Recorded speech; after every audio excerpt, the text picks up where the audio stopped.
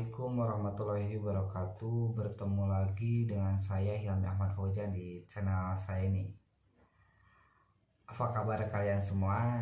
Di sini saya akan menceritakan tentang sejarah kebudayaan yang masih berada di Kabupaten Ciamis, yaitu Astana Gede Kawali.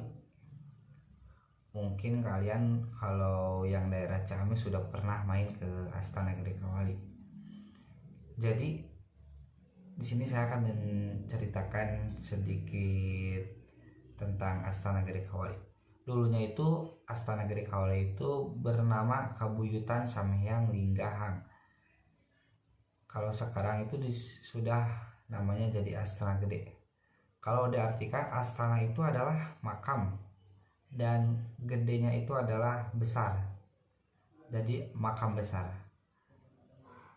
Bisa diartikan juga Istana Gede adalah tempat pemujaan raja-raja Kawali terdahulu yang masih menganut agama Hindu. Kemudian digunakan makam orang besar, diantaranya yaitu Adipati Sangcala sebagai Raja Kawali pada tahun 1663 sampai 1718 Masehi. Ia merupakan keturunan Sultan Cirebon yang sudah menganut agama Islam. Nah, sebagai pusat pemerintahan, raja-raja yang pernah bertahta di tempat ini diantaranya adalah Prabu Aiguna Linggawiyesa yang dikenal dengan sebutan Sang Lumanghing Kiding, atau Prabu Raga Mulya, ada lagi, atau Aki Kolot, atau Prabu Linggabuana yang gugur pada peristiwa perang Bubat Ranghyang Niskala Wastu Kancana yang meninggalkan beberapa prasasti di Astana Gede Kawali ini. Dan Dewa Niskala adalah anak dari Ranghyang Wastu Kancana. Astana Gede yang disebut juga Situs Kawali dikenal juga sebagai komplek peninggalan sejarah dan kebudayaan masa lampau, yaitu pada masa Kerajaan Galuh sekitar abad 14 Masehi. Astana Gede Kawali merupakan tempat suci pada masa pemerintahan Kerajaan Sunda Galuh. Di Kawali, letaknya ini adalah di kaki Gunung Sawal, tepatnya berada di sebelah utara atau 27 km dari kota Ciamis, yang tepatnya yaitu di Dusun Indrayasa, Kecamatan Kawali, Kabupaten Ciamis.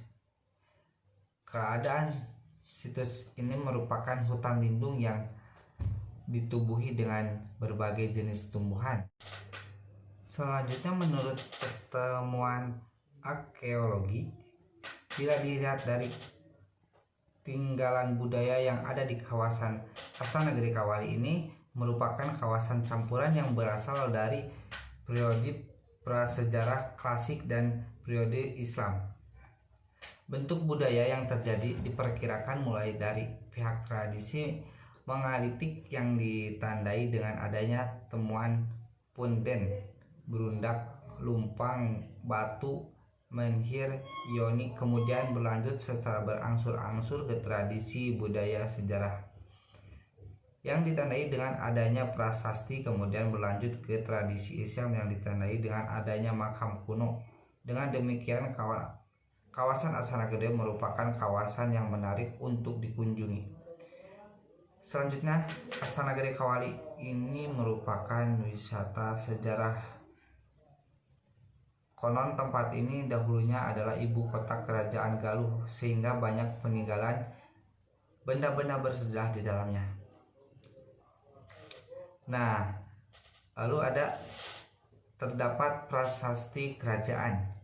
Nah, bisa dilihat prasasti ini adalah piagam atau dokumen yang dituliskan dengan bahasa dan aksara Sunda pada sebuah batu. Setiap prasasti di sini memiliki bentuk dan tulisan yang berbeda-beda. Ada 6 prasasti yang berada di situs Astana Gede Kawali ini. Oke, selanjutnya Astana Gede Kawali ini merupakan situs cagar budaya di Ciamis karena memiliki benda-benda bernilai sejarah dan lokasi yang saat akan dinilai sejarahnya. Tak heran bila Astana Gede ini menjadikan situs cagar budaya. Maka lokasi ini dilindungi oleh undang-undang. Tak boleh ada yang merusak atau mencuri, bahkan yang memindahkan sekalipun akan dikenakan sanksi. Jadi pengunjung yang datang ke sini harus menjaga lingkungannya tetap bersih dan pastinya tidak melakukan hal-hal yang berbahaya di lokasi Astana Gede ini. Lalu Astana Gede Kawali ini merupakan situs cagar budaya di Ciamis karena di Astana Gede itu banyak benda-benda bernilai sejarah dan lokasi yang syarat akan nilai sejarahnya. Tak heran jika lokasi ini dijadikan tempat cagar budaya.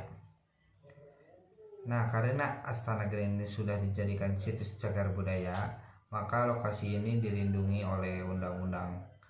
Maka dilarang ada yang merusak fasilitas ataupun mencuri yang ada di Astana Gede tersebut. Lalu Astana Gede ini dijadikan tempat ziarah ke makam raja-raja karena Astana Gede ini memiliki makam para penyebar agama hingga keluarga kerajaan. Maka tak heran jika banyak juga para wisata pergi untuk berziarah ke pemakaman yang ada di dalamnya.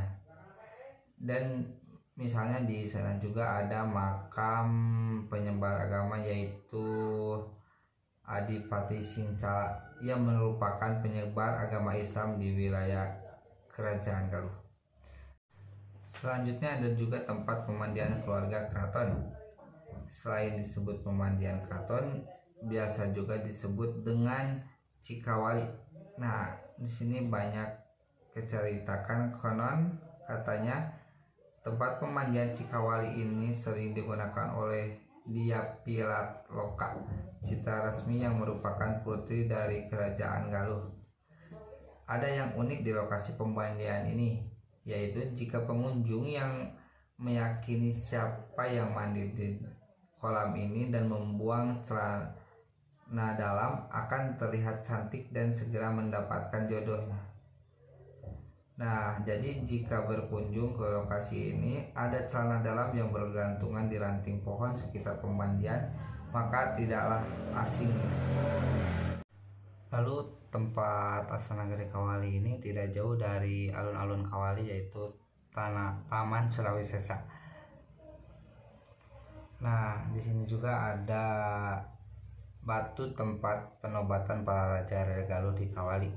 Konon raja terakhir yang dinobatkan di tempat tersebut ialah Prabu Siliwangi sewaktu menerima tahta kerajaan Galuh Pakuan pada tahun 1482.